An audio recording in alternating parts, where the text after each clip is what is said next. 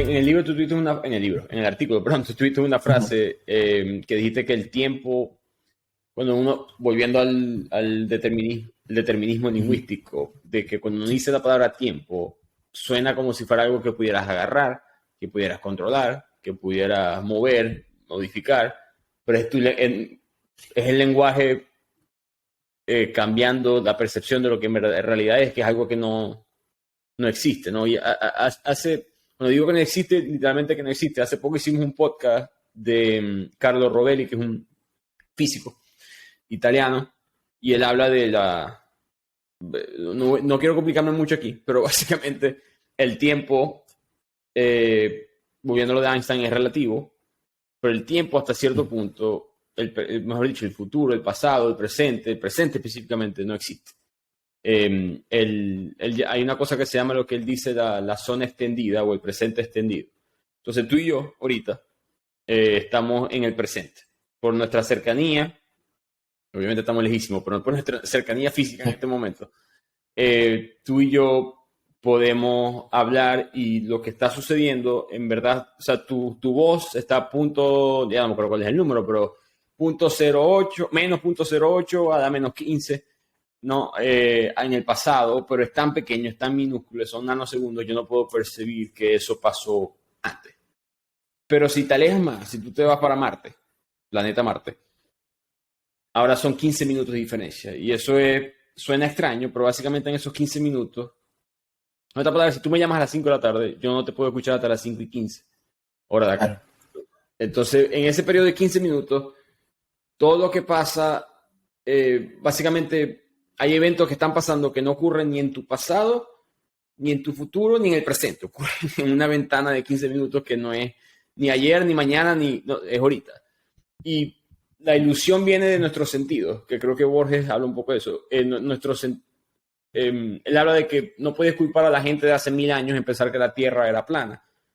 Claro. ¿Cómo con tus sentidos puedes pensar que esto es una esfera? No hay manera que tú puedas darte cuenta de eso, a menos que sea matemática o geométricamente. Por lo mismo, nuestros sentidos perciben el tiempo de una manera que no hay manera que nos demos cuenta que en verdad el tiempo no es el tiempo. De la manera que tú y yo lo entendemos, el tiempo es otra cosa. Y tu artículo, que como dijiste ahorita, no sé si lo hiciste con esa intención, pero de una vez me llevó la mente para ese concepto de que en verdad es el presente. Diste un ejemplo de si en verdad Tolstoy y Dostoevsky en verdad vivieron al mismo tiempo o no.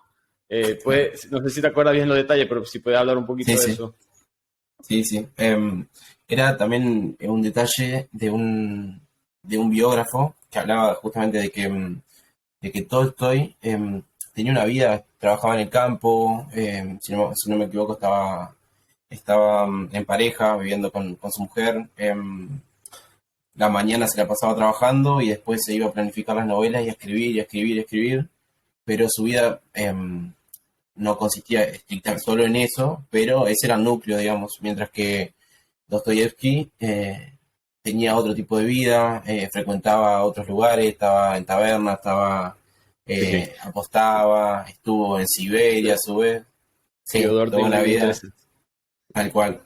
Y bueno, y lo que uno se pregunta ahí era que decía que si bien la historia lo juzga como dos tipos que eran contemporáneos, en la experiencia podrían haber vivido, con diferencia de, más allá de la historia, ¿no? Pero es como si vivieran en otros siglos, en otros mundos incluso. Y se ve reflejado, ni hablar, en la literatura, porque uno lee no sé, La muerte de Iván Ilich, de Tolstoy, y después lee, no sé, Crimen y Castigo, y también son mundos y formas de entender las cosas e intensidades que uno, que pareciera que tiene una distancia infinita, son mundos distintos. Y en ese sentido, claro, también me quedé pensando en esta idea de lo que decías vos de Marte, de los 15 minutos, como si hubiera una brecha de tiempo en tránsito hasta que llega y qué pasa y dónde está el presente. Sí. Pero está muy interesante eso. Y yo lo pensaba justamente en relación a la imposibilidad de comprender. La imposibilidad, o si es posible justamente comprender a otro sin experimentar. que es un poco, bueno, relacionándolo con Borges, esto que por ahí pasa, no sé, una vez que leí Historia del Guerrero y la Cautiva, un cuento que está acá en este libro, lo Ujú. leí y creo que en su momento no sé si lo habré leído apurado o si habré estado pensando en otra cosa, pero fue un cuento que no fue relevante para mí, ni me acordaba, digamos. Y cuando lo releí estos días, como que encontraba otros elementos que partían, que yo pensaba que, por ejemplo, estos elementos nuevos los puedo ver porque hubo experiencia de por medio que me permiten, que me permite entender. Pero, Claro. pero ¿qué pasa cuando no tenía esas herramientas? Y probablemente ahora me faltan herramientas que permitan que en otro momento pueda entender otras cosas, y que también vuelva a decir cómo no entendí esto, como nos pasa a todos.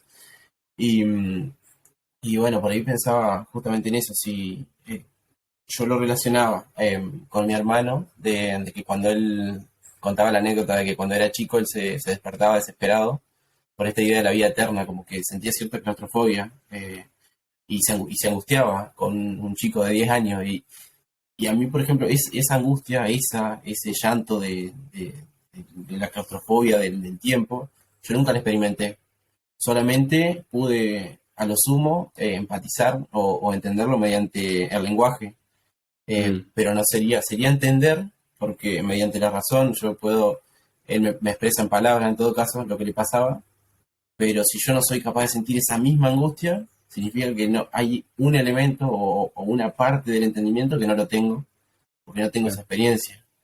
Entonces ahí donde uno siente esa inquietud, viste, por ahí de que cuando realmente comprendemos a alguien, podemos comprender todo, y, y por ahí relacionado con el tiempo, también estaba esta idea del tiempo, justamente que no es, hoy en día, por ahí pensaba que no hay tanto lugar para el conocimiento intuitivo. Es por esto de que tenemos rutinas, tiempo para todo, los horarios laborales o de facultad, lo que sea.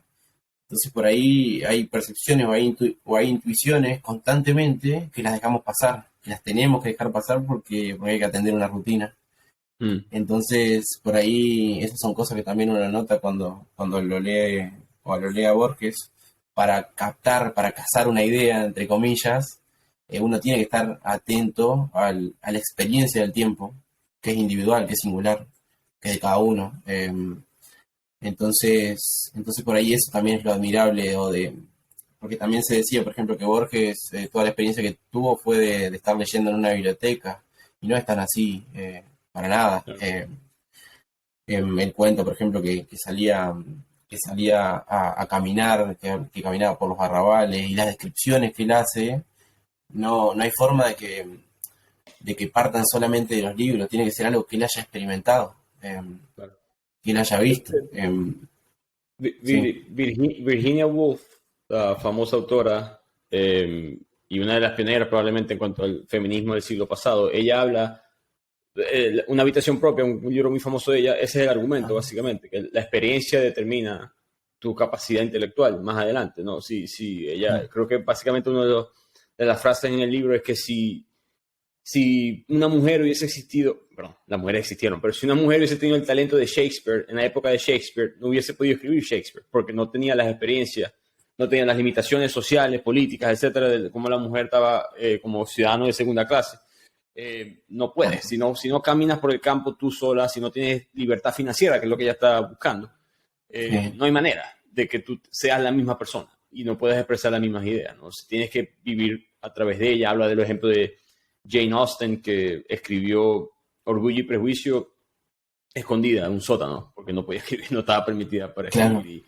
claro, Y cuántas mujeres no, no pudieron, tenían ese talento, digamos, biológico o intuitivo, como lo quieras llamar, pero no lo pueden, las experiencias se borran y te conviertes en otra persona totalmente diferente. Una de las frases de tu artículo que yo quedé como que, wow, pero es verdad, dice que estos dos rusos, Fyodor Dostoevsky y Tolstoy, estaban tan separados de ellos, estaban más separados que Juana de Arco y Jesucristo, ¿no? Porque tienen claro, los valores, las experiencias son más parecidas.